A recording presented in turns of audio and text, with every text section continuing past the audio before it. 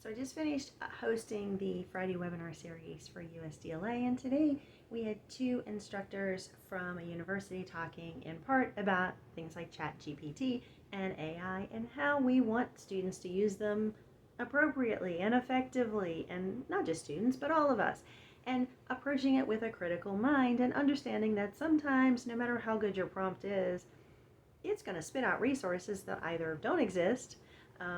The term hallucinate was actually used in the session today, that it hallucinates resources, or it's a resource that maybe is out of date. I've had it happen a couple of times. I tried things out and it offered me a website and that website was no longer there.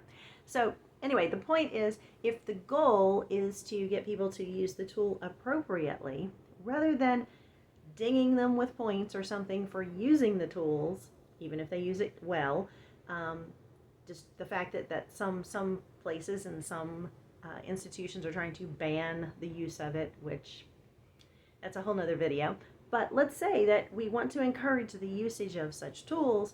One option to gamify it, and yes, if you've gotten this far in the video and you're surprised it took me that long to get to the point that we're going to gamify this, what about rewarding the behavior you really want, which is you want people to think critically, you want them to identify these bad sources.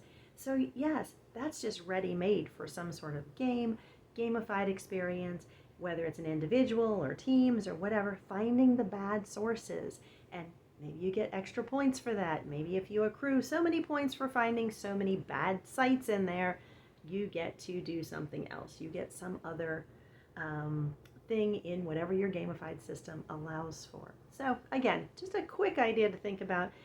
As I always talk about, gamification is everywhere if you just kind of look for it. So yes, get people to think critically. Make sure you're rewarding the behavior you really want them to do, rather than just punishing them for doing something that we told them not to do.